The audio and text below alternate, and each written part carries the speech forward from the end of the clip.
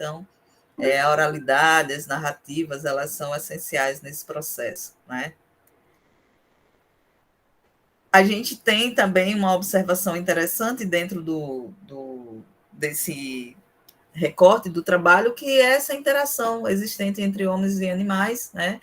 A gente tem aí algumas relações que elas são extremamente positivas, né? Relações afetivas, mas também tem as questões relacionadas a não relação harmônica entre homens e animais. E isso fica evidente no segundo capítulo aí que eu trago, que é sobre uma lenda, né, da cobra verde, da relação do pessoal da comunidade, não só com a cobra verde, mas com todas as serpentes que existem no lugar, né?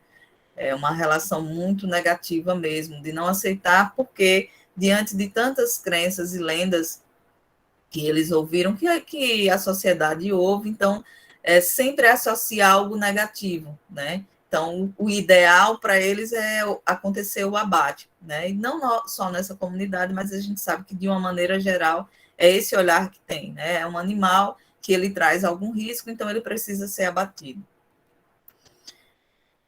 Observar e falar sobre o nosso semiárido brasileiro, né? Até então, para quem não é, né, da região nordestina, o olhar que se tem é de um olhar sem vida, né, com a biodiversidade muito, muito reduzida, e que a gente tem seca, né? Existe muito esse olhar, né? Então, a gente precisa, na realidade, falar e perpetuar, né, através da divulgação científica, a importância, né, do semiárido brasileiro, não só de fauna, mas flora, né? Normalmente existe um número tremendo de desmatamento, né? Principalmente para a utilização da lenha, né? Se utiliza muita lenha, e isso impacta diretamente aí a biodiversidade, né? A biodiversidade faunística, principalmente quando a gente fala sobre insetos, né? Especificamente abelhas, né? Vocês vão entender por que eu estou colocando a questão dos insetos e abelhas dentro desse recorte de cuidado que é preciso ter com o bioma. A presença dos animais, né, ela está aí na música, né? A gente tem aí o nosso Rei do Baião, tem uma reportagem, um finalzinho de reportagem dele, que ele fala que ele cantou as aves, cantou os animais, cantou a cultura do Nordeste, e é exatamente isso. Tá? Então, a música, ele traz, né, a nossa realidade, mostrando a nossa vegetação, os nossos animais, né, os povos presentes nessa região. Na poesia, a gente tem inúmeros autores, né? Eu destaco Patativa do Assaré, né, que fala muito bem sobre isso. Nas artes plásticas, a gente tem no Alto do Moura, que é um bairro que pertence a Caruaru, né? Um polo de artes figurativas, né, com o maior polo de arte figurativa da América Latina. Eu já estive lá em 2018, né, e fiquei impressionada com a quantidade de artes que retrata a realidade do povo nordestino.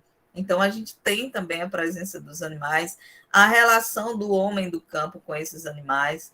Tá? Então, a gente tem aí um apanhado, né, de presença dos animais, tanto na música, na poesia, nas artes plásticas.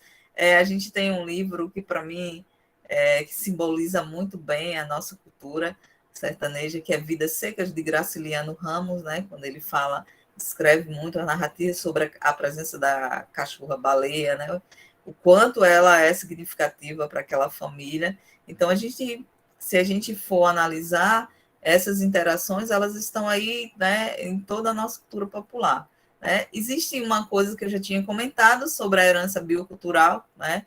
Essa cultura toda, essas narrativas, elas são passadas através dessa oralidade, e Toledo Barreiras, ele descreve isso como uma herança biocultural, né, que ela é repassada às gerações seguintes. E também eu destaco, né, a importância desses saberes dos povos tradicionais. E aí onde é que entra a importância da etnobiologia, né, como um todo, né, que compreende a etnozoologia, a etnoecologia, né, principalmente quando a gente fala sobre etnoconservação, tá? Então, os saberes dos povos tradicionais, eles são fundamentais. E é a nossa base, né, para que, quando a gente pensa do ponto de vista acadêmico, a gente possa fazer essas análises comparativas, né, do conhecimento tradicional com esse conhecimento acadêmico, né, e perceber o quanto eles estão interligados e o quanto a gente precisa fazer uma imersão dentro desse conhecimento, né, desses saberes dos povos tradicionais. Então, qual o objetivo, né? Quais foram os objetivos de toda a minha pesquisa, né? O geral foi registrar o conhecimento etnozoológico das comunidades da zona rural do semiárido nordestino, né? No distrito de Fervente, que é município de Ribeira do Amparo, sempre relacionado à cultura popular. Os objetivos específicos, traçar o perfil sociocultural e etnoecológico dos moradores da comunidade, isso está bem evidente no capítulo 1 e 2 do trabalho, listar as espécies animais envolvidas nos mitos, lendas, sonhos, fantasias, né, histórias e folclores, além de arte popular, né, e categorizar eles por grupos. Então, isso vai ser evidenciado, tem algumas tabelas que eu vou mostrar isso também. Registrar e transcrever os mitos, lendas, sonhos, fantasias, histórias, comparar os conhecimentos dos moradores, né, com outras comunidades do semiárido, isso foi possível, né, e elas estão bem interligadas, né, registrar os animais e sua relação com o homem sertanejo, evidenciando as crenças e mitos presentes na obra de Luiz Gonzaga, né, sugerindo também, né, a utilização da obra como um suplemento didático, né, para o ensino básico e secundário. Como eu sou professora do ensino básico, do ministro aula para alunos do ensino médio, então eu utilizo muito, né, a obra do Luiz Gonzaga, não só biologia, mas unindo a geografia, unindo a história. Então a gente sempre faz assim um trabalho bem interdisciplinar e mostra, né, como é possível, né, as possibilidades. E existe também uma sensação de pertencimento muito grande, né, quando os alunos começam a ouvir e interpretar as letras das músicas.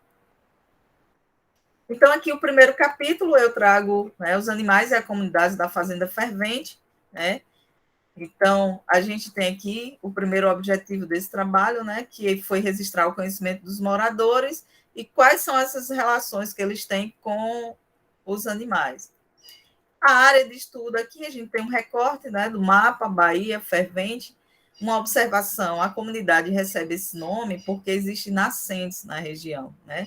E nessa região especificamente, por a nascente ficar fervilhando para eles, né, como se fosse um minadouro, que eles descrevem como minadouro, então essas borbulhas lembram a água fervendo. Então o nome da comunidade é descrito, é denominado, fazendo essa relação com as nascentes.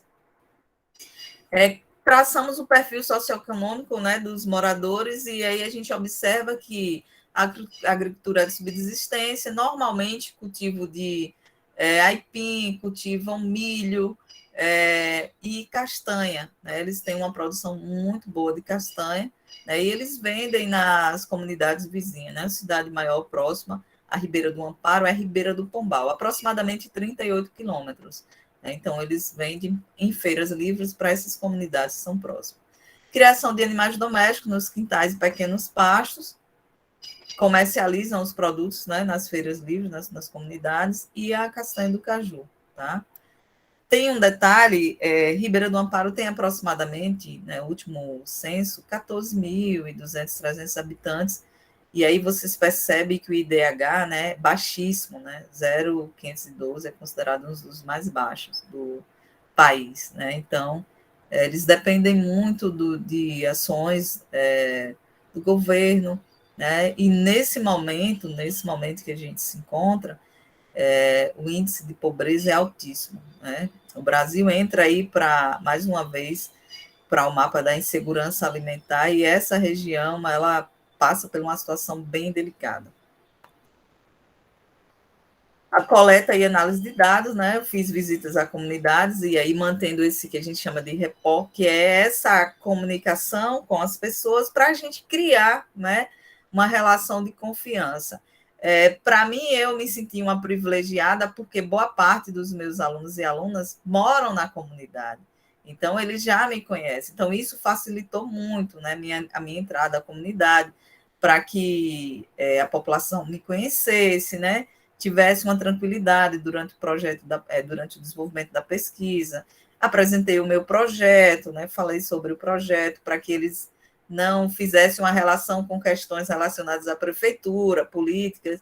Cidades do interior têm muito isso e eles podem criar um distanciamento, não aceitar a presença de uma pessoa na comunidade. Então, eu tive todo esse cuidado em mostrar o projeto, o que era, descrever. Eles participaram o tempo todo. Quando eu terminei o trabalho, eu voltei para a comunidade, né? A gente discutiu mais uma vez o trabalho. Então, isso é essencial, não só nesse trabalho, em qualquer trabalho, que a gente tenha esse cuidado, né? A chegada à comunidade, depois que a gente dê um retorno à comunidade também. Fizemos a identificação dos especialistas locais, né? Buscando essas informações. Quem poderia nos fornecer mais informações? Normalmente eles, tem fulano ali, que é um senhor, uma senhora, mora aqui há muito tempo, então a gente foi fazendo essa identificação. Entrevista os livros e conversas informais, normalmente, claro, com toda autorização, né, com consentimento deles, tudo documentado direitinho, eu gravava normalmente o áudio, para depois eles ouviam também, e aí a gente conseguiu fazer todo o trabalho de maneira tranquila. Formulários sendo estruturados, que aí foi possível traçar o perfil socioeconômico, cultural dos entrevistados, né, e principalmente também recolher informação sobre lembranças e crenças, né, das espécies que eles iam citando. Amostragem não aleatória e a gente utilizou a técnica que é denominada de snowball, bola de neve, né? Que uma pessoa que é identificada como especialista local, ela sugere, né? Tem uma outra pessoa que pode fornecer essas informações. Então, aí a gente foi em busca dessas pessoas, desses informantes, né? Resultados, né? Em relação ao perfil dos entrevistados, né? A gente identificou aí 4 especialistas locais e a gente preservou o nome deles. Então, senhora L, de 65 anos, senhora N, 68 anos, senhor P, com 72 anos e senhor B, com 82 anos. Em relação a homens e animais, né, os registros, a gente conseguiu registrar 60 animais, né? Então, destes, né, 7 insetos, anfíbios 3, répteis 7, aves 24. Então, a gente tem de 56% das espécies elencadas, né, que foram de aves, e mamíferos 9. Né? Isso, observando com outros trabalhos também, o número de aves e mamíferos é bem evidente, né, na região Nordeste. Quais foram as espécies, né, que, segundo os informantes, tinham um número de escassez maior? Né? Insetos, 3, répteis, 1, aves, 24 e mamíferos, 6. E aí a gente tem, né, as espécies nessa tabela aqui, né, etnoespécie de invertebrados e vertebrados citados pelos informantes, né, da Fazenda Fervente. Se a gente observar aqui, eu tinha descrito para vocês inicialmente que uma das observações interessantes é que à medida que há um desmatamento, né, principalmente para a retirada da vegetação para a lenha, algumas espécies de insetos, especificamente abelhas, sofrem e sofreram muito com isso. Então, os informantes aqui, eles falaram muito sobre a abelha mandaçaia e sobre a abelha mosquito, que eles não percebem mais, tá? No ambiente, porque houve muito desmatamento, tá? A presença de cigarra também, aí eles dizem que reduziu bastante, né? Serra-pau, né? Também que eles não encontram. Uma observação aqui é que na região, agora, eu acho que tem uns 10 anos, tem uma empresa, né? Que ela é produtora de melão na região. Então, os informantes também relataram que, desde a chegada dessa empresa, além de perceber as nascentes reduzidas, o número de abelhas também reduziu, né? E eles associam a questão da chegada da empresa ao desmatamento de boa área, assim, que foi vendida, né, para a empresa, a área que eles venderam, os proprietários das suas terras próximas à comunidade fervente, e que também há a utilização de um número alto de agrotóxico, né, na região, durante o plantio, durante é o período de produção aí do melão. Então, foram relatos dos informantes também, né? Em relação aos anfíbios, a gente tem aqui a gia, rã e sapo, mas que não tiveram destaque. Em relação aos répteis, a gente tem aqui o destaque da cobra verde, né? Principalmente em relação às lendas e crenças, né? Que o segundo capítulo apresenta sobre isso, né? A crença da cobra verde. E a gente tem aqui em relação às aves, né? Então veja o número como é alto, né? Cauã, andorinha, a gente tem aqui um número significativo. Está em destaque em andorinha porque os informantes, né, principalmente B e P, né, que são dois informantes, eles contando que eles conseguiam pegar a andorinha, que tinha uma concentração muito alta, principalmente na próxima a plantações de cana, e eles colocavam um saco. Então, no finalzinho do dia, quando essas andorinhas estavam nessa região, eles jogavam um saco sobre esse grupo de aves que estavam nessa região, eles conseguiam capturar para o consumo, né? Então, que hoje eles também não observam isso, mais essa concentração, e que eles sabem também que eles contribuíram para a redução, né, para a escassez da espécie na região. Aqui a gente ainda tem a presença também aqui, que já não encontra mais o periquitinho, que eles classificam como periquitinho São José, né? Não existe mais. Rolinha é caldo de feijão também, né, que eles não encontram com a frequência que eles viam. E em relação aos mamíferos, aí vejo o destaque, né? Cutia, gato do mato, mocó, preá. Lembrando que o mocó, né, ele é uma espécie endêmica, né, do bioma. Né? Então, houve um abate muito alto da espécie, né? Eles já não encontram com grande frequência, né?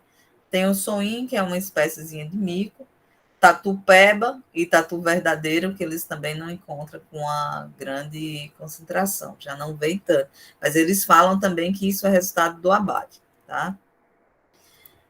Aqui tem algumas narrativas que são importantes destacar, né? Vou fazer a leitura rápida dela. O primeiro que ele coloca aqui: de primeiro, o cajueiro não podia botar por causa do serra-pau. Quando chegava a data da produção, então, o serra-pau serrava os galhos e aí ia caindo tudo. Tinha cajueiro que ficava peladinho, somente a madeira, as folhas caíam todinhas. Então-se, Deus ajudou que veio esse soim. Toda a vida teve soim pela aqui. Então-se, soim ganharam os cajueiros, foram produzindo, e todo canto da roça está cheio de soim. Então-se acabou esses negócios de inseto de serra-pau. E é difícil esse negócio de galho cair aqui, pois o soim com esses insetos, comem esses insetos todos. Vejam aí como eles conseguem descrever uma relação ecológica, né? Na realidade, existia um número alto de serra-pau que estavam cortando o cajueiro, né? E aí os cajueiros não estavam produzindo como produziam. Com a presença do soim, o soim acaba consumindo o serra-pau, fazendo controle biológico, claro, e aí, consequentemente, a gente tem aí o desenvolvimento do cajueiro. Então, veja que, claro, tem a presença de Deus em tudo, isso é marcante, né, entre as narrativas deles, mas que eles conseguem também perceber a relação existente aí entre esses animais e o quanto eles são, essa relação é significativa. Não, ninguém mata, não. Foi perguntado se as pessoas abatiam, né, o soim. As pessoas têm grande zelo pelo soim. Tem deles que põem comida nos cajueiros para quando os soins chegarem comerem. Banana, fruta. Agora os cajueiros estão prosperando. Deus, primeiramente, e debaixo de Deus, soins que não deixaram o serra-paus acabar com tudo. O soim come as resinas do cajueiro, mas também come o serra-pau. E se matar o soim, eles ficam com as mãozinhas fechadas. É ruim matar o soim, eles parecem criança, não pode matar. Então, a senhora N, de 68 anos, também descreve. Essa aqui é uma foto, né, retirada na região próxima, aqui tem também a presença de cajueiros. Né? Então, eles têm uma relação muito mais próxima com esses animais. Quais são as crenças, né, que a gente conseguiu listar, né, desse trabalho, né? Primeiro, em relação a Cauã, né, se ele cantar num pau seco, vai ter tempo de seca, mas se ele cantar no pau verde, vai ter tempo bom de chuva e boas plantações. É uma ciência que temos aqui, ela não falha, né, de acordo com o seu P de 72 anos, né? Na literatura, existe estudo a respeito da Ocauã que revela que a vocalização da ave é considerada um ornitorálgoros que pode ser meteórico ou funéreo. O que significa isso, né? De acordo, na realidade, um primeiro trabalho que fala sobre ornitorálgoros é de Marx, né, Geraldo Marx. Ele descreve o seguinte, que algumas comunidades, quando a Acauã, ela canta, né, em locais que tem vegetação verde, em galhos de árvore verde, indica que vai ser um tempo bom de chuva, que não vai ter seca. Mas se ela está cantando, né, em um local que o galho está seco, indica que não vai ser um tempo bom. Então, isso é classificado como ornitoálgores meteórico, né, que está relacionado à meteorologia, à previsão do tempo. Mas se essa cauã canta à noite, né, é um indicativo que alguém da família onde esse animal está, essa ave está cantando, vai morrer, ou vai chegar uma informação sobre alguém próximo da família que vai morrer, ou vai acontecer alguma coisa relacionada à morte de alguém, de algum parente, de algum vizinho próximo. Tá? Então, aí é chamado de funério. Tá? Comentários: costuma-se cantar ao entardecer e ao amanhecer é comum ver essa ave em galhos de árvores secas. Em relação à cobra verde, né, especificamente na comunidade, né, a cobra verde ela é vingativa. Se alguém tentar matar e ela não morrer, ela vai esperar a pessoa até conseguir se vingar. Ela reconhece até a voz da pessoa que bateu nela. Né? Isso é uma informação, uma narrativa da senhora N, 68 anos. Na literatura, é uma espécie agressiva que tenta fugir ao toque, mas ao ser manuseada, geralmente tenta morder, realiza descarga de substâncias de mau odor pela cloaca e debate-se vigorosamente. Em relação a outra ave chamada de garrincha, se alguém comer esse passo, terá fome canina. Aqui ninguém come, não. Né? É um pássaro de pequeno porte que se beneficia da ação do homem para fazer seus ninhos. Não foi encontrada na literatura nada relacionada que tivesse alguma substância, né, durante o abate na carne que pudesse contaminar o ser humano. Em relação à rã, quando ela canta é porque vai chover, né? Existem comentários, referências que o sapo e a rã na época da chuva canta para atrair seus parceiros para o acasalamento. A rasga-mortalha, né? A gente morre de medo da rasga-mortalha. Toda vez que ela canta por aqui, a gente sabe que vai morrer alguém. Veja, com a rasga-mortalha, isso ainda é muito mais forte. Seja da nossa família ou do nosso povo, aqui do Fervento. Durante o voo, emite um grito fortíssimo. Quando se assusta durante o dia ou quando quer amedrontar, bufa fortemente, podendo estar com o bico, né? O soim não pode matar, porque quando ele morre, fecha as mãozinhas igual a gente. Então, se ele não pode ser morto, porque ele é de Deus.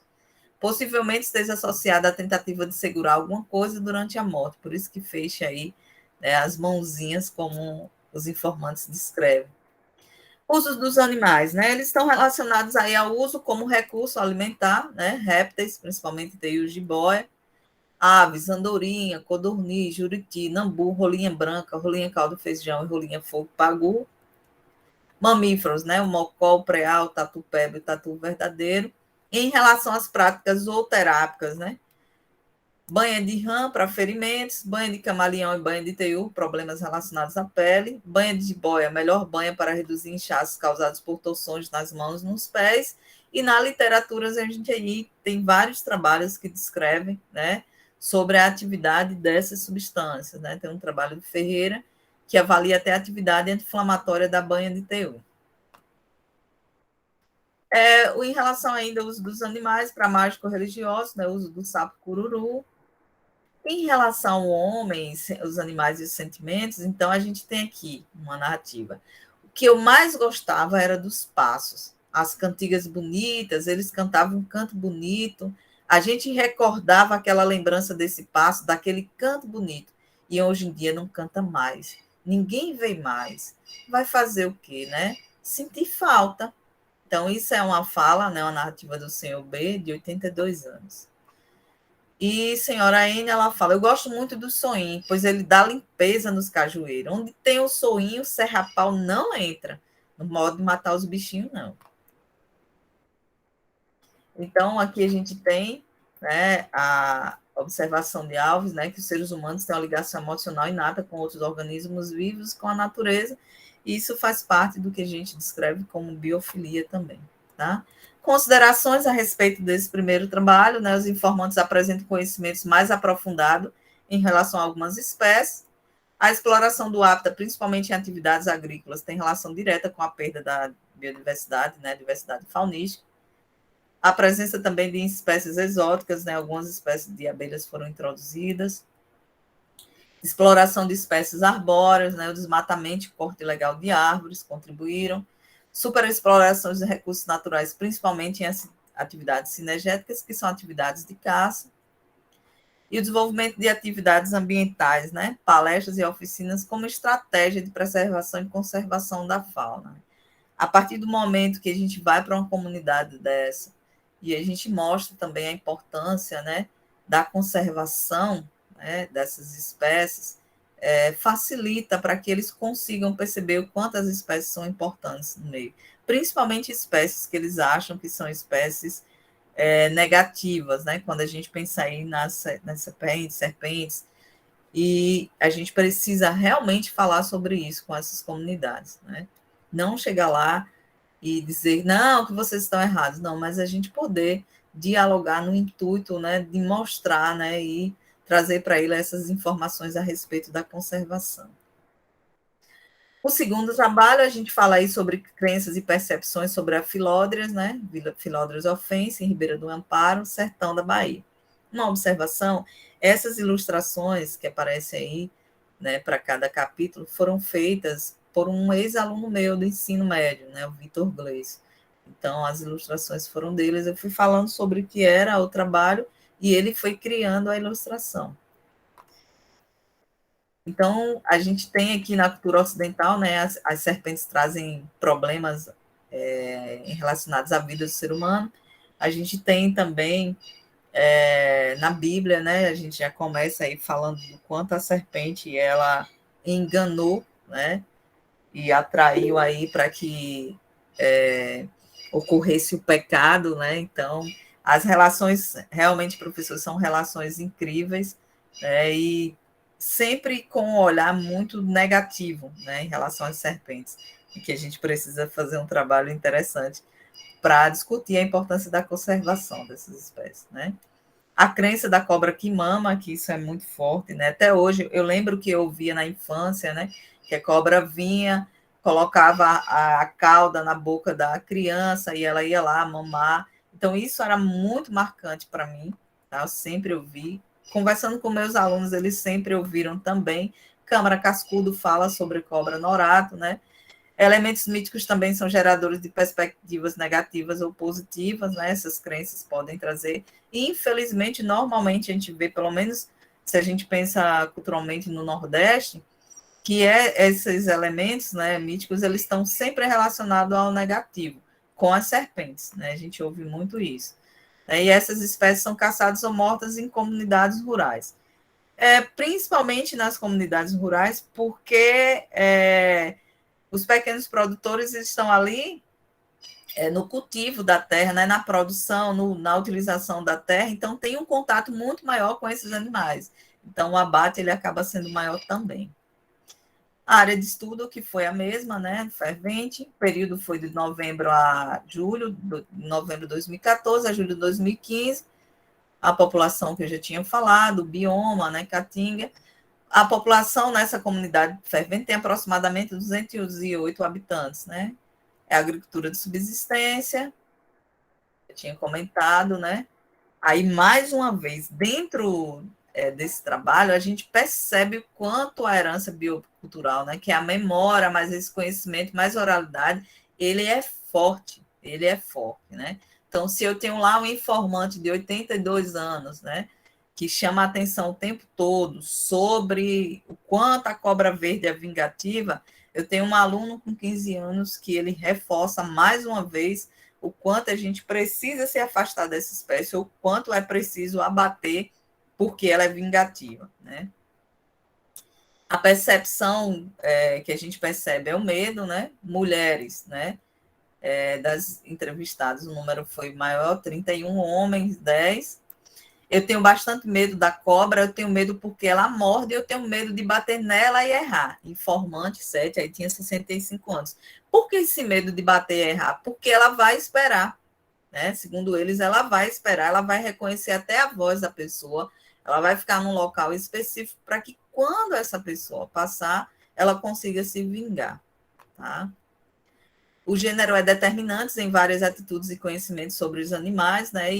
E aí, em relação à atitude mesmo, em relação à percepção de medo, né? As mulheres aqui apresentam um número alto, né? O meu marido é valente. Ele mata a cobra, não tem cobra para ele não matar. Ele mata de pau, mata de espingarda, mata de tudo. Ele vê, não deixa não, que é perigoso.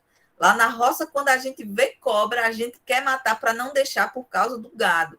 Elas picam, né? Aí é um informante de 65 anos, então a gente tem aqui uma imagem, né?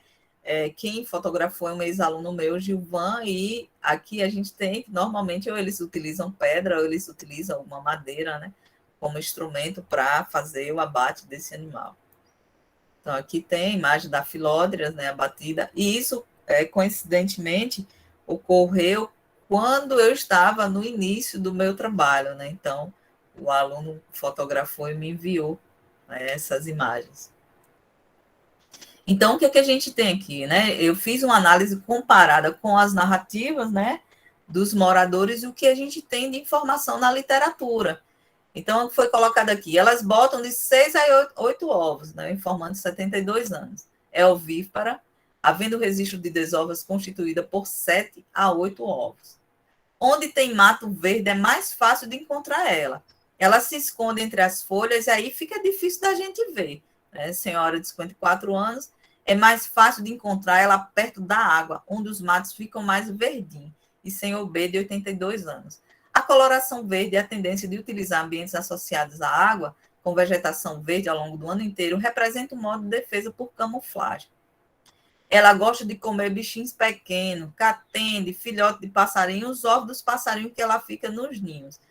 Senhor J. de 68 anos. A dieta é composta por anfíbios, lagartos e aves e pequenos mamíferos. Então, veja como essa associação é interessante para a gente comparar. Né? A gente tem aí informações dos saberes, né, dos moradores da comunidade fervente, quando a gente compara, né, com a literatura, a gente vê como que é bem próximo. Né? Então, isso é muito interessante de avaliar. A cobra verde aparece mais no inverno, quando o mato está bem verde. E aí a gente acaba matando mais cobra. Já quando está seco, a gente não encontra com ela, não. Então a gente não mata tanto. Informante, de 82 anos. Na fazenda, aqui a gente tem um trabalho que fala exatamente sobre isso, na Fazenda Saco, né? Os agricultores têm contato maior com esses animais nesse período, fica em Serra Talhada. E aí o que acontece? O abate acaba sendo com uma frequência maior. Né? No município de Somé, também na Paraíba, tem um trabalho que vai relatar sobre essa situação. E Diegues fala que os sistemas de representações, símbolos e mitos que as populações tradicionais constroem precisam ser observados, pois é a partir deles que agem sobre o meio, né? Esse olhar que se tem a respeito, especificamente aí falando dessa Filódrias. Eu vou tentar aqui, não sei se vocês vão conseguir ouvir, uma fala do senhor P, de 72 anos. A cobra verde é o seguinte, ela é um animal que ela é vingativa. É vingativa. Ela carrega máquina para a casa dela, agora ela volta e vem vingar. Se a cobra verde ela tiver numa passagem, como tinha antigamente, nos caminhos de fonte, que as mulheres iam buscar água na cabeça, no pote, se você der uma porrada nela e não matar, ela corre. Mas com 2 ou 3 dias se aguarda, porque se não tiver cuidado, ela lhe pega. Que ela vem esperar, ela faz uma moradia o tempo todo ali, escondida. E se pode passar 10 pessoas, ela não morre ninguém, só morre quem bateu nela. Isto é um fato sem levantar novela, sem levantar assunto coisado. Esse informante foi um dos informantes que mais ajudou, assim, durante o trabalho, mais ajudou. Então, veja como é forte, né? Como é forte essa oralidade. E aí existe realmente essa atenção com a cobra verde, né? Essa atenção e essa tensão. Considerações finais, né? A gente precisa realmente reconhecer a importância dessas crenças, né? A crença em relação ao aspecto vingativo da filódrias é transmitida através da oralidade. A herança biocultural em relação à crença interfere negativamente na conservação da espécie, porque, como eles entendem que ela é extremamente negativa, então eles acabam abatendo, né, para não serem surpreendidos por ela. A compreensão dos conhecimentos da comunidade podem contribuir, né, para a estratégia de conservação da espécie, e aí cabe também, né, a universidade, as universidades fazerem esse trabalho também nas comunidades, né? E o desenvolvimento de trabalhos de educação ambiental, né, a respeito da biologia da espécie e de outras serpentes, sempre com o intuito da conservação, né? Mais uma vez, ressaltando que a gente precisa valorizar e respeitar o conhecimento, porque eu já vi trabalhos assim, quando um pesquisador vai em determinadas comunidades, eles começam a achar tudo muito engraçadinho do que está sendo colocado. Então, eles percebem que não existe aí uma valorização e respeito, né? Então, a gente precisa ter esse cuidado também quando a gente adentra qualquer comunidade, né? Esse respeito por esse conhecimento, pelos saberes. E o terceiro, né, trabalho, a terceira pesquisa é uma que eu tenho, assim, um carinho afetivo imenso, né? A gente vai analisar aí a obra do nosso Rei do Baião. Eu tenho um carinho imenso porque o meu pai, né, que até faço isso hoje com ele ainda, ele sempre ouvia numa rádio, não lembro, uma rádio cultura aqui, da cidade de Paulo Afonso, Bahia, Luiz Gonzaga, entre 5h30, 6 horas, então sempre acordou, sempre ligou o radinho, sempre ouviu. E eu também ouvia, né, com ele. Então, fazer esse trabalho me trouxe muitas memórias afetivas. É uma sensação de pertencimento incrível, porque é nossa cultura, né, que é nordestino, sabe exatamente o que eu estou dizendo aqui. Então, a gente se reconhece em cada letra, em cada situação. E esse trabalho, especificamente, ele tem rodado o Brasil aí. Então, eu tenho muito orgulho desse trabalho, eu tenho muito orgulho de ter feito esse trabalho, que foi um trabalhão, mas foi assim maravilhoso, tá? E essa ilustração aí também é ilustração de um ex-aluno meu, né? Já que Luiz Gonzaga cantou as aves, as cobras, todos os bichos, né? Então eu fui falando isso para ele e ele criou essa ilustração que para mim ela é belíssima. Então bora lá falar sobre, né? A obra ele vai trazer assim uma percepção, né, do povo sertanejo em relação aos animais, né? Deixa isso muito evidente na obra. Tem trabalhos de Silva aí que descreve sobre isso também. As simbologias que são atribuídas aos animais, né? Então, por exemplo, tem uma música do Luiz Gonzaga que ele fala que o jumento é nosso irmão, né? Ao mesmo tempo que ele também fala do quanto o animal é utilizado, né, como um animal de carga e o quanto ele sofre, né? Então, e são várias simbologias, né, que a gente tem, né, nessas relações, né? Animais que são vistos como animais de poder, animais que são vistos como animais que podem trazer alguma informação negativa, animais que podem ser um exemplo de força, de perseverança, enfim, a gente vai analisar aqui, né? Na obra de Gracilianos, Vidas Secas, né, tem aí a cachorra-baleia presente nessa obra, e a gente vê relações de biofilia também. Os conflitos, né, entre as pessoas e os animais, a gente já viu aí no trabalho anterior, né, essa relação conflituosa com as serpentes, né, e isso também existe aqui, né. Rocha, ele fala sobre o Rei do Baião, da importância do Rei do Baião para o Nordeste, né, e a gente sabe o quanto é significativa essa obra, né, e também a utilização da música como recurso didático, né, ao final do trabalho também tem essa sugestão.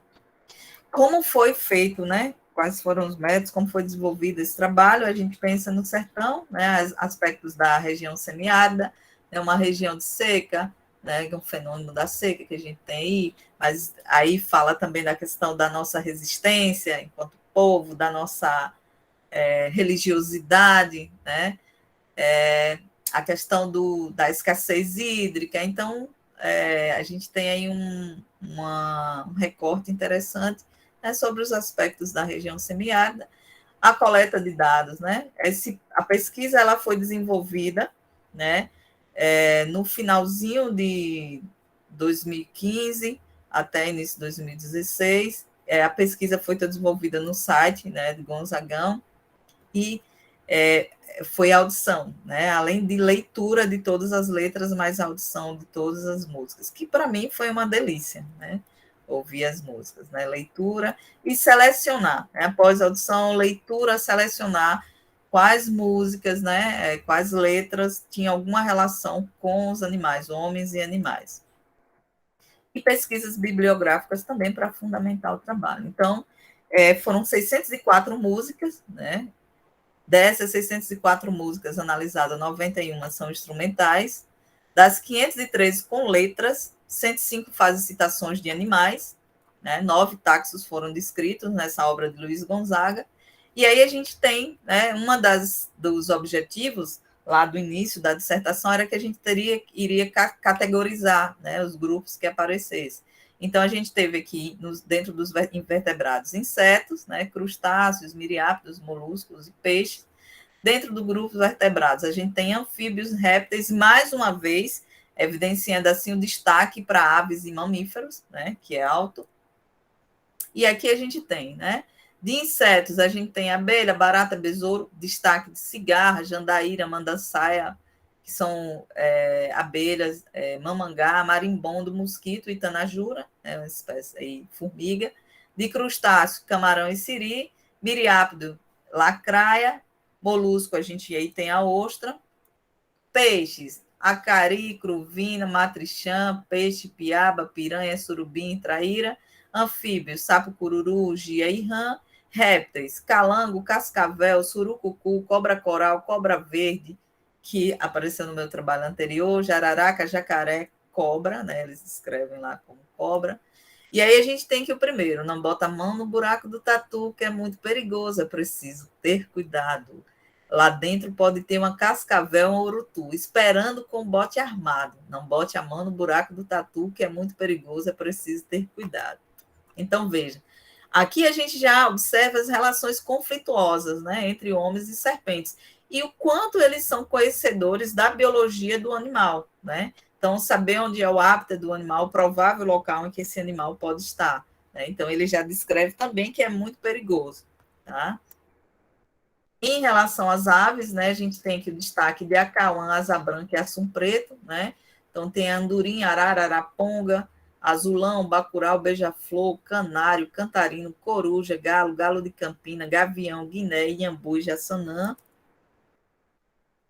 Uma coisa que é marcante dentro do grupo, né? Biofilia, a asa branca, assum preto, acauã. Me ajude de novo a cantar e dizer que não é só tristeza o que tem um sertão a mostrar. Aqui a gente tem a juriti, rolinha, ribaçã. Entre os mamíferos, né, o destaque para boi, vaca e touro. Em relação às atividades cinegéticas, né, é, por certo, um caçador das aves matador, que dormia numa tocaia a esperar que caia inocente juriti. Então, a gente tem aqui, né, vem gente até de Recife para as novenas de Vitória, para comer rolinha assada, ribação frita na hora. Em relação dos mamíferos, a gente destaca aqui também o cachorro, né? Então, a gente tem aqui borrego, burro, jumento, jegue, cavalo, égua, elefante, gambá, gato, macaco, onça, paca, peba, porco, tatu, tatu-bola, tamanduá, veado e zebra, né? Presente na obra. Biofilia tem um destaque, essa música é fortíssima, né? Que ela vai falar sobre a morte do vaqueiro. Uma tarde bem tristonha, gado muge sem parar, lamentando seu vaqueiro que não vem mais a boiar. E gado oi, sacudido numa cova, desprezado do Senhor, só lembrando do cachorro que ainda chora sua dor. É demais tanta dor a chorar com amor. Em relação às crenças, né, 19 músicas vão falar sobre crenças, são citadas, 22 animais, 2 insetos, 3 anfíbios, 3 répteis, 14 aves, né? E aí a gente vê o destaque das aves, né? Então a gente tem asa branca, assum preto, a volta da asa branca, né? Em relação à citação, até mesmo a asa branca bateu asas do sertão, né? Em relação às crenças que têm mito, a saída da ave da região indica que terá um período de seca. Em relação a assum preto, mas assum preto, cego dos olhos, não vendo a luz, ai canta de dor. Furar os olhos do assum preto para ele assim aí cantar melhor. Então, eles acreditam que furando os olhos do assum, do pássaro, ele cantaria melhor. E a volta da asa branca, né? A asa branca, ouvindo o ronco do trovão, já bateu asas e voltou para o meu sertão. Terra moiada, mato verde, que riqueza. E a asa branca, tarde canta, que beleza. A presença e o canto das aves são prenúncios de chuva de tempo bom, que a gente lá já denominou como um ornitoalgro meteórico, né? Que é um indicativo de alguma alteração meteorológica, e nesse caso que é positiva. Em relação à música aqui, Paraíba, Amanhã Eu Vou e a Cauã, né? Quando a ribação de sede bateu asa e voou. Né? Saída da ave indica período de seca. À noite sempre se ouvia a carimbamba, cantando assim, amanhã eu vou. A carimbamba, ave de noite, cantava triste lá na taboa, amanhã eu vou. Quando a ave canta, representa, é a voz da menina que diz, amanhã eu vou. A Cauã vive cantando durante o tempo do verão, no silêncio das tardes agorando, chamando a seca para o sertão. A Cauã, teu canto é penoso e faz medo. Te cala, Cauã, que é para a chuva voltar cedo. O canto da Cauã é tido como prenúncio de seca e também prenúncio de morte. Canta o João corta-pau, a coruja mãe da lua, a Peti, que é bacural. Na alegria do inverno, canta sapo, gia e rã, prenúncio de chuva. Então, aqui tem até 3 de dezembro, malhada de bois, pássaro carão, não foi surpresa a triste partida e marimbondo, né? Eu vi sapo saltitando e ao longe eu vi o ronco do trovão, quando o galo cantou. Então, tem aí um prenúncio de chuva e quando o galo canta também, prenúncio de morte, né? De madrugada, quando o galo cantar, mais uma vez, prenúncio de norte, pássaro carão cantou, anum chorou também, a chuva vem cair no meu sertão, prenúncio de chuva. Meu amor, não foi surpresa quando você foi embora, já se esperava, pois meu galo cantou fora da hora, prenúncio de que algo ruim irá acontecer. Na copa da mata, buzina a cigarra, prenúncio de chuva, um marimbondo vindo peneirando a asa para entrar em nossa casa. Chega chuva no sertão, então indicando o período de chuva. Matuto de Opião, Cantarino, Juvina e Alvorada Nordestina. Já me fez uma, já me fez duas, mas a terceira ela não faz. Cobra corá tem 3 venenos, mas o cheiro dela tem muito mais. Animal venenoso até no cheiro. Canta, canta, Catarino, canta para me ajudar. Teu canto é a promessa de um ano chovedor. Teu canto é a esperança de um povo sofredor. Prenúncio de chuva. A reza que vence o veneno cruel, salvando a vivente das cascavel. Acreditam que a reza de benzedeiras e benzedores pode neutralizar o veneno de serpente e curar a pessoa que foi picada. Tem a cigarra que trouxe a filosofia de morrer de cantoria, é a nossa cantadeira. Acreditam que a cigarra estoura de tanto cantar. E aqui, né, não vendo nem troco, tristeza do Jeque, aquarela nordestina, né? Nas terras do teu pé de serra, a Cauã só agorou, que é o ornitólogo meteórico e funéreo. Eu sou como o sabiá, que quando canta é só tristeza, desde o galho que ele está, prenúncio de chuva seca, e a Cauã, bem no alto do pau-ferro, canta forte, como quem reclamando sua falta de sorte. É ornitólogo funéreo também. Em relação aos 7 cigarra, né, a gente tem o marimbondo, né, anfíbios, sapos, tem no Ceará, se eu não me engano, Profetas de Chuva, tem vários trabalhos dele que eles já descrevem também sobre os sapos, mas eles observam também o céu, algumas barras de nuvens, e eles escrevem que será um período de chuva, de seca. Em relação aos répteis, né, a cascavel, benção como prática terapêutica. Aves, né? Aí a gente tem um número alto de aves, asa branca, ribação, cauã, João corta-pau, coruja, mãe da lua, petica, bacurau, pássaro carão, anum, cantarino e sabiá. todos relacionados ao ornitólogo meteórico, e a Cauã ao meteórico e também ao funério. Carimbomba está aqui presente também, o galo, né, como ornitólogo meteórico, social também, porque aí pode ser que algo de alguém está chegando à casa. Os fatores climáticos, né, influenciam nas atividades biológicas e comportamentais de algumas aves no canto, na vocalização. A importância das memórias da herança biocultural no processo de transmissão do conhecimento através da oralidade, né? Então, isso é marcante, mais uma vez. E, além disso, a gente pode utilizar a obra de Luiz Gonzaga como um suplemento nas aulas de ciência e biologia. Eu trouxe, assim, para mim, para a minha área, mas pode ser utilizada também em geografia, pode ser também utilizada em história, enfim, né? Cada um vai trazer aí um recorte para a sua área. Então, dentro de atividades multidisciplinares, eu já faço isso, né, com o professor de geografia, uso também trechos com o professor de língua portuguesa, né, então a gente discute, possibilita uma análise biológica, histórica, política, geográfica, né, descreve os povos, paisagens, biodiversidade faunística e florística, eventos socioeconômicos, ambientais e culturais ao longo de 5 décadas, né, que a gente tem aí, então a gente tem um material maravilhoso para poder trabalhar em sala. Discute o fenômeno da seca, né? Por falta d'água, perdi meu gado, morreu de sede meu alazão, até mesmo a asa branca bateu asas do sertão. Então eu disse, adeus, Rosinha, guarda contigo meu coração. A seca fez eu desertar da minha terra, mas felizmente Deus agora se alembrou de mandar chuva para sertão sofredor, sertão das mulheres sérias, dos homens trabalhadores. Quais são as considerações? Né? Os resultados evidenciam a diversidade do sertão nordestino, destaque dos aspectos biológicos e comportamentais da fauna, né, da caatinga, a relação do homem com o animal, as crenças presentes na obra revelam os aspectos do imaginário popular, a percepção dos meios em relação à natureza, como essa natureza é observada. A utilização da obra contribui para uma prática pedagógica dinâmica, inclusiva e participativa. E aqui eu finalizo a minha contribuição. Eita, maravilhoso, Adriana. Muita informação aí, os meninos devem estar encantados. Eu que já sou conhecedor do trabalho, todas as vezes que ouço ou leio, eu me admiro da quantidade de informação, de saberes que estão aí, né?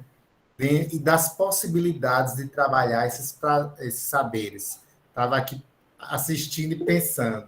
A gente pode fazer isso ainda, a gente ainda pode fazer isso. É verdade, é verdade. Ainda pode linkar com aquilo e a gente desenvolver outra coisa na comunidade. Muito obrigado, Adriana. E aí, alguém tiver alguma questão? Eu me lembro que durante uma Paula levantou a mão, pode falar. Não, professor, só para dizer que realmente eu fiquei muito encantada e teve alguns pontos que ela levantou que me deu até vontade de chorar, porque retrazia coisas dos meus avós, da minha mãe, esses mitos que tem, sabe? Quando ela falou de vidas secas, eu lembrei do meu ensino médio, que a gente encenou a peça e realmente a gente se apegou tanto que na morte da cachorra eu chorei de verdade, então foi incrível, eu estou realmente muito encantada. Obrigada, professor, por nos proporcionar essa aula de hoje, eu estou encantada mesmo, eu amei. Que bom ouvir isso. Eu consigo sentir, Paula, a sua emoção, porque a gente se reconhece em tudo. Isso. Talvez, eu sei que o professor Elidilmar é extremamente sensível e sabe o que a gente está falando, porque para a gente é essa sensação, professor. Ser sertaneja é incrível. Isso, e uma coisa prazerosa, assim, que a todo tempo, meu Deus do céu, que aula boa, e quanto mais você falava, mais eu me reconhecia, mais eu me emocionava, eu digo, não, foi muito, muito, muito bom. Obrigada, professor, e obrigada a você, Adriana, por nos enriquecer nessa manhã. Obrigado, Paula. Eu me lembro que numa aula, acho que foi Dione que falou da cobra verde, que citou, não foi, Dione? Oi, bom dia. Está fechado o áudio. O microfone. Dione é indígena. Bom dia. Ótimo, bom dia. Bom dia, Adriana. Bom dia, Lidomar. Então, professor. E aí é como o Paulo fala, quando a Adriana retrata todo esse trabalho dela, passa um filme na cabeça e para cada fala que ela estava comentando aí era como se eu estivesse escutando meu povo falando lá na minha comunidade. Então, é isso. Aí já que eu entrei aqui, eu tenho uma pergunta. Fique à vontade. Nesse trabalho, Adriana, você teve alguém que rejeitou, disse, não quero falar desse assunto, seja de algum pássaro, alguma lenda? Não. Existiu, assim, um acolhimento muito grande. E eu sei que o fato de ter uma relação muito afetiva com os meus alunos contribui. Eu sei que isso contribui. Porque o meu acesso à comunidade, ele ocorre até hoje. Então, por exemplo, eu tenho um ex-aluno que ele hoje faz licenciatura em física em Amargosa, ele faz na região de lá. Só que agora ele está na comunidade. Então, eu saí da cidade que eu trabalho, fica 6 quilômetros até a comunidade fervente. Então, eu fui outro dia. Então, eu sempre mantenho, mas não teve nenhum assunto que eles ficaram assim. Como eles sabiam quem eu era, já que era professora da escola, foi tranquilo. Mas, assim, se for alguém que eles percebam que tem alguma ligação com prefeitura, existe uma resistência. Então, por isso que eu estou falei no início e falo para vocês de novo, tenham respeito a chegar em uma comunidade, né? Seja o mais transparente possível, deixe o mais claro possível o que vocês irão fazer e respeite todo o saber daquela comunidade. Isso faz uma diferença incrível, incrível. Mas não existiu, não, Dione, assim, nenhum assunto que eles não quisessem falar, né? E foi tranquilo. Por exemplo, até comentar sobre a presença dessa empresa que está lá na região, eles comentaram tranquilamente. Ciente que estão trazendo problemas para as nascentes, que está poluindo, e foi tranquilo, assim, eles não acharam que eu ia fazer isso, que de alguma forma ia trazer um transtorno para a comunidade, não, foi super tranquilo. Mas eu sei que é pelo fato da relação que eu tenho com os meus alunos. Então, os meus alunos, claro, já fizeram uma propaganda antes, né? Eu já fui tranquila. Então, isso me favoreceu, né? Lá na comunidade, isso me favorece muito. Que bom, que bom. Obrigado, Dione. Mais alguém quer fazer alguma pergunta para a Adriana? A Lidiomar levantou a mão, fica à vontade. Eu gostaria, eu não tem como não falar alguma coisa. O professor Carlos, ele foi muito preciso ao dizer que estão todos encantados. E olha que palavra bonita, né? O encantamento. Encantado. E como isso é uma força, uma potência que pode ser usada para popularizar a ciência. Pode ser usado para tudo, mas na nossa área o que a gente precisa é de popularizar a ciência, para evitar negacionismo, evitar tanta gente que reluta, por exemplo, em tomar uma vacina que representa a maior esperança de cura contra uma doença nova. Então, a gente precisa desse encantamento que a professora Adriana mostra nos seus trabalhos. E cada vez que eu escuto o professor Adriano, eu aprendo alguma coisa. Eu não conhecia o nome comum da ave, carimbamba. E aí, pela história e pelo canto, amanhã eu vou, eu já associei ao bacurau. Aqui no Rio, a gente chama de bacurau, em outras regiões de curiango. E que história maravilhosa, porque em cada região é contado o amanhã eu vou de uma forma. Eu conheço uma história que tem a ver com uma festa no céu. A famosa festa no céu que muitas aves tentam ir e nem todas vão. E todo mundo escuta essas histórias na criança. O bacurau queria ir para a festa, mas ele não conseguia voar alto. Ele pegou penas emprestadas de outras aves e aí conseguiu voar. Foi a festa. Mas não devolveu as penas. E aí São Pedro, que é o porteiro do céu e o porteiro da festa, botou uma punição para ele. Vai ser uma ave noturna. Mesmo sendo ave noturna, os outros pássaros continuam cobrando ele de devolver a pena. E ele sempre diz, como bom caloteiro que é, que vai devolver amanhã. Aí ele canta: amanhã eu vou, amanhã eu vou. Olha que coisa maravilhosa. E Isso cada mesmo. região tem uma conotação, essa história, cada um tem a sua especificidade, mas é uma riqueza inacreditável. Eu acho que assim, o trabalho admirável da professora Adriana é uma das forças que fazem a gente acreditar em um Brasil melhor, em um Brasil com mais educação, em um Brasil que finalmente valorize seus símbolos. E só para finalizar, eu também realço, professora Adriana é extremamente respeitosa com a cultura popular. A ciência muitas vezes contraindica aquela crendice. E a Verdade. ciência tem que ser usada para explicar que aquilo não ocorre de verdade. A cobra não mama leite, de forma alguma. Mas você explica de modo respeitoso, respeitando a manifestação cultural, como essa riqueza popular incrível, como uma história, como um caos, como uma lenda e como uma fonte de encantamento.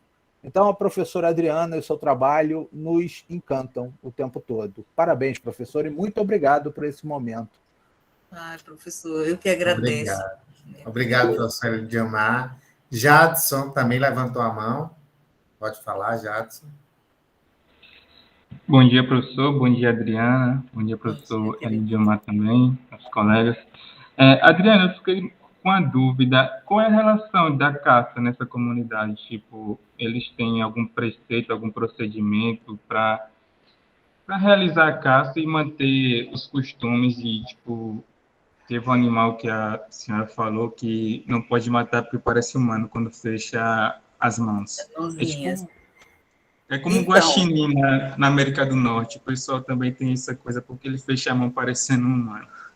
Aí gostaria de saber se existe alguma coisa assim relacionada hoje a... eles não caçam como antes, porque eles entendem que tem um IBAMA e que isso pode trazer algum problema para eles. Então, eles não falam assim, fulano está caçando, tal. Mas eles deixam claro que faziam isso. E não usavam armas de fogo, não.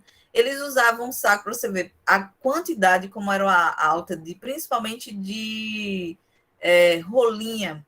Então, ele dizia que ficava nas árvores mais baixas mesmo, e próximo à região que tem cana-de-açúcar, e eles iam com um saco grande, conseguiam jogar e capturavam. Eles comiam muito, só que hoje eles já não fazem isso.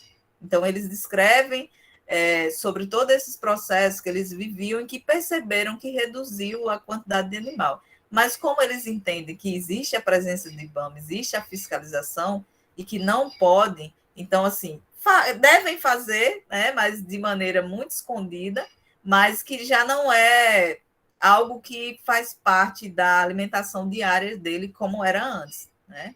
Então, na comunidade, eles têm outros recursos, mas não diretamente só a caça, de caçar. Já não fazem assim. entendi. Então, no caso, eles não caçam mais para a subsistência dele. Não. Já não fazem isso. Muito obrigado, viu? Por Parabéns nada, pelo trabalho. querido. Obrigada, muito obrigada. Então, mais alguém? Obrigado, Jadson, pela participação. Mais alguma questão? Eu estou aqui extremamente contente, porque a disciplina de zoologia ela estava dentro de uma caixinha, né? E eu fui tirando. Comente com aos o Elidiomar. O pessoal de agronomia, não é isso, Carlos? o pessoal de agronomia, a disciplina de zoologia geral. E eu fui desconstruindo o programa, reconstruindo, fazendo novas propostas. E hoje a gente está estudando a fauna, mas dentro de uma outra perspectiva. Claro, a gente está com os conteúdos da zoologia, mas trazendo a etno, né? Trazendo o olhar do outro, a valorização da nossa cultura.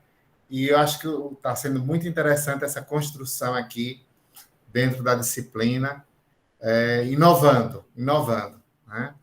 Então, contente por sua participação, minha amiga querida. Muito obrigada. Sabe que a gente está sempre junto. Desde a graduação. Desde a graduação. Carlos me acompanha desde a graduação. Então, vamos continuar juntos aqui. Amém. Então, meus amigos, meus alunos, obrigado pela participação. A gente continua com o nosso ciclo de palestras, né?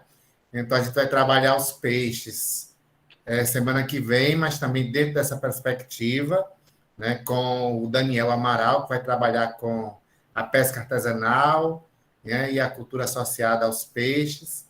Então, a gente vai ver isso no dia 20, só para a gente lembrar. E vamos continuar aí com o nosso ciclo de palestras. Na próxima semana tem aula teórica também, certo? Eu volto com as relações ecológicas e a gente já vai trabalhar algumas coisas que a Adriana falou aqui, né? Principalmente quando ela fala lá da relação ecológica do Soim com o Serra-Pau, né? Então, esses saberes aí que a gente vai utilizar aqui na nossa aula teórica. Obrigada, Adriana. Sei que você está corrida horário aí, ó. Ainda vai puxar o carro. Obrigado, professora Diomar, pela participação, por estar aqui conosco. Seja sempre bem-vindo. E vamos conversar mais e vamos construir. Isso! E eu estou de olho na bruxa, viu? Estou de olho na bruxa. Estou escrevendo, vou escrever algo para a bruxa, especialmente. Nossa, agora completou a minha felicidade da manhã. Perfeito. Professor, e assim, me permita só dar os parabéns. É tão maravilhoso escutar um professor de zoologia que sai da caixinha, como o senhor próprio falou. É fantástico e a gente precisa de mais. Essa associação com a cultura, ela é benéfica para todas as áreas do saber. Parabéns, parabéns pela visão. E nossos alunos aqui, a turma está aqui construindo, né? Está escrevendo, né? A produção deles, a avaliação dele é uma produção a mãos, a várias mãos, e quem sabe, né, meninos aí, se a gente não manda alguma coisa lá para a Bruxa, a revista lá da Federal do Rio de Janeiro, né? Então, vamos pensar nisso, vamos fortalecer nossos escritos, vamos discutir. Eu já estou manifestando aqui, Carlos, que no próximo ano que a gente possa estar presencialmente, que eu e você, a gente vá para o Rio para o evento de zoologia cultural. Sim. Que nós participamos há um tempo atrás, né? Isso. E aí a pandemia atrapalhou um pouco. Sim, esse ano vai ser remoto de novo, não tem jeito, né? Vai ser em dezembro, mas ano que vem, oxalá, vamos voltar ao modo que nós gostamos, que é o presencial. Verdade. E professora Adriana é testemunha, é um evento com uma carga de emoção impressionante. É incrível. Todos convidados, sempre. Obrigada, professor. Muito obrigada mais uma vez. Muito obrigada mesmo. Então, gente, muito obrigada. Obrigado, paz e bem, boa viagem. Obrigada. Tchau, e até uma próxima oportunidade. A gente vai se tchau. Um beijão. Tchau. Bom dia a todos, turma. A gente se vê quarta-feira. Bom dia, professor. Tchau. Tchau. Tchau, professor. Tchau, professor. Valeu. Tchau, professor. Tchau, professor. Tchau. Até mais.